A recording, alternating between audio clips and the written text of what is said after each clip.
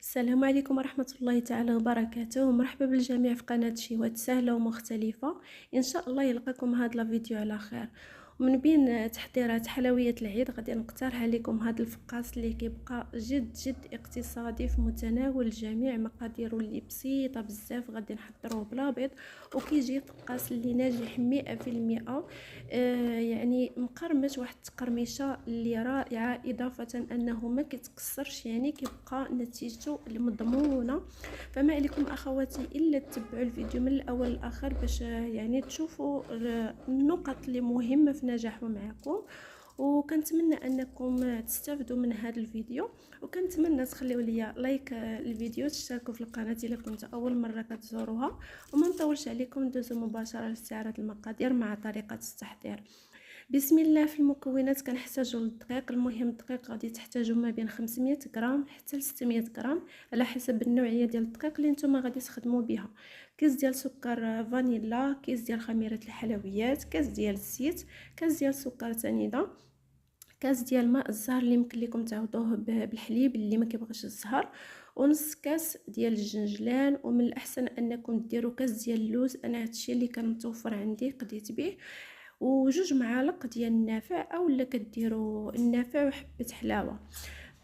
وبالنسبه لطريقه التحضير كنبدا اولا كنوضع قبيصه ديال الملحه، ما حطيتهاش لكم مع المكونات. كيس ديال سكر الفانيلا، كاس ديال سكر سنيده، كاس ديال ماء الزهر. كنبقى يعني كنخلط مزيان حتى كتذوب ليا ديك السنيده تماما. ضروري من هذه المرحله حتى كتذوب سنيده. غادي نزيد عليهم كاس ديال الزيت. بالنسبه للاخوات اللي ما كيبغيوش النسمه ديال الزهر، يمكن لكم تعوضوا ديك كاس ديال الزهر بكاس ديال الحليب. هنا بعد ما ضفت كاس ديال الزيت كندير المكسرات، نص كاس ديال الجنجلان وكاس ديال اللوز وجوج معالق ديال النافع.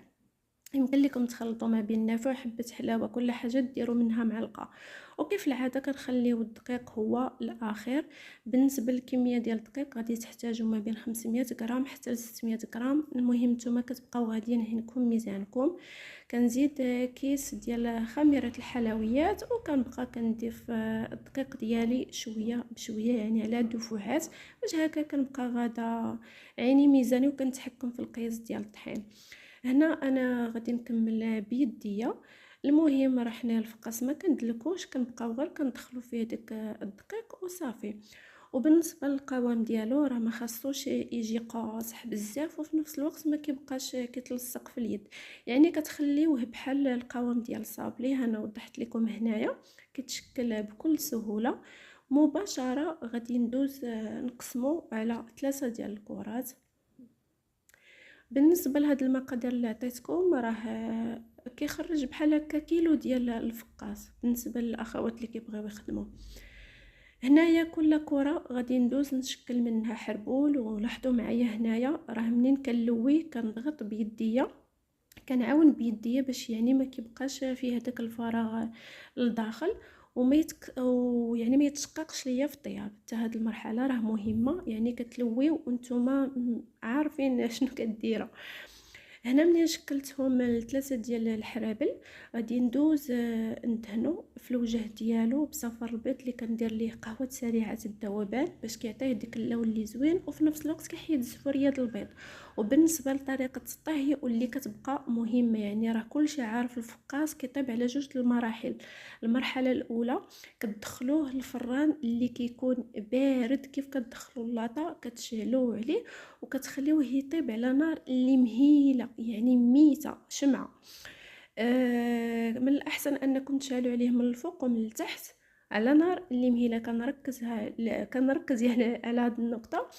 وتخليو الفران منفس هكا ان شاء الله ما يتشققش لكم نهائيا، يعني هذا هو السر ديال الطياب ديالو. كتكون النار مهيله والفران كيكون منفس. هنا بعد ما طاب راه خدا ليا تقريبا واحد 45 دقيقه. انا هنا كنقطعو قدامكم، انتم كتشوفوا ما كيتكسرش نهائيا، كيجي يعني ناجح. انا قطعته هنا رقيق صافي. غادي نستفو في اللاطه وغادي نعاود نردو باش هكا يكمل التحمار ديالو. كندير نفس القضيه، يعني كندخلو على فران اللي كيكون النار مهيله، وكنقابلوا يعني من الاحسن انكم تشعلوا عليه من الفوق باش هكذا هي يتحمر لكم. يعني النار كتكون في الوجه ديالو، كي كيبان لكم تحمر من وجه كتقلبوه للجهه الاخرى.